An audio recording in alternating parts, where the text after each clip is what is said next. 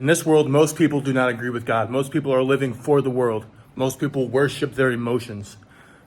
You ever be out in public and you bring up God? It's just this reaction of opposition. They don't want anything to do with God. They don't want anything to do with Christ. So many people's hearts have already gone cold in this world, and it's sad.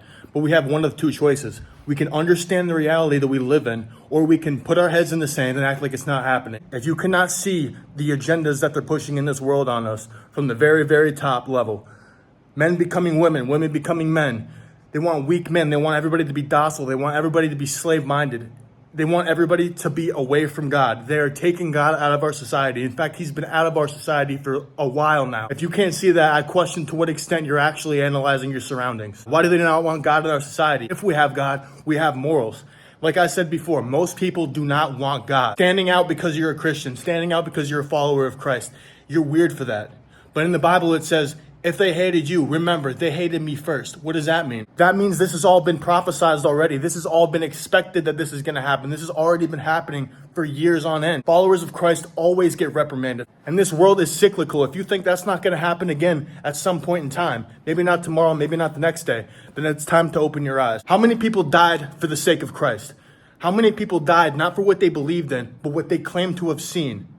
Christ dying and resurrecting again. This is the kind of stuff that gets demonetized. This is the kind of stuff that they shadow ban from YouTube. They don't want people knowing this. They don't want people knowing the truth. Think of it. If you're somebody at the very top level of the world, right? And you're looking down on all of us little peasants, peons, and you see people starting to open up to Christ and realizing, wait a minute, maybe how they're making us live and the propaganda they're purporting to us isn't actually ideal.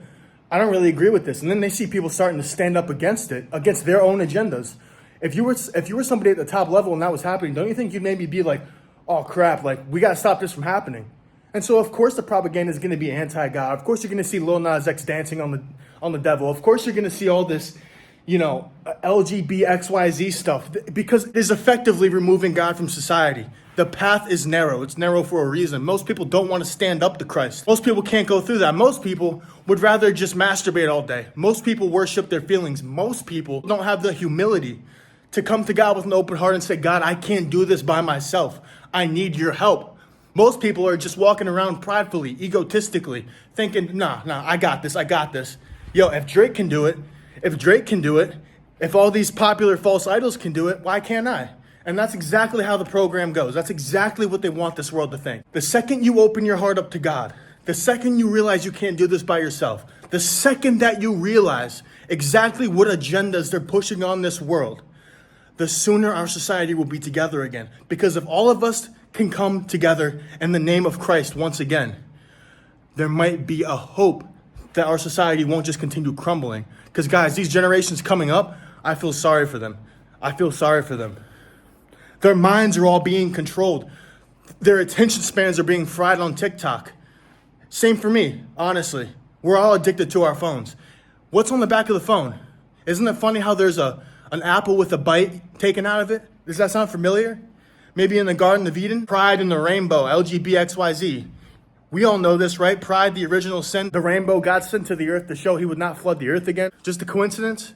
Absolutely not. If you're watching this right now and you're subscribed to me, it's because I think you have your eyes open. It's because your eyes are open, your heart is open to Christ, and you probably agree with what I'm saying. As a man, you need to be praying. You need to be worshiping the Most High. You need to be working out at the gym like what I just did while I'm sweating my butt off. As a man, you have got to be building yourself. Don't listen to the media, man. Do not listen to this anti-God propaganda. The less you care about God, the more they can control you. Somebody who has their heart opened up to Christ is somebody that stands for something, that has morals, that has principle. When you're a follower of Christ, you have lines drawn in the sand. I cannot do this. I will not do these sinful behaviors. I won't be lustful. I won't be prideful. I'm not going to fornicate. Why? Because you know that Christ gave us not rules, but boundaries. He gave us boundaries in which we should live to be our optimal versions. And if God sent his one and only begotten son to die, imagine your son dying in front of you. And in fact, God could have stopped it. That's the crazy thing. If your son was dying in front of you, you couldn't stop it. God could have stopped it. He had that option, but he didn't. He sent his son to die on the cross and watched him die for our sins.